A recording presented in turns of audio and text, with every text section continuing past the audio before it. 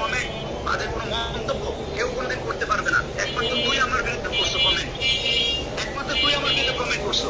আচ্ছা, আমি তো ভুল কিছু বলি না ওইখানে, আমি তো ভুল কিছু বলি নাই, যেহেতু আপনি হচ্ছে running running running running joint secretary, আপনি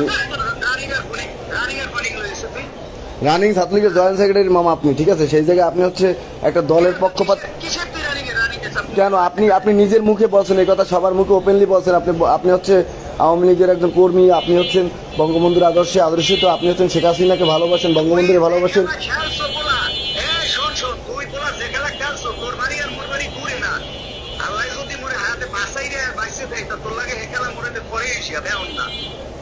কোন খেলা খেলছি বলেন?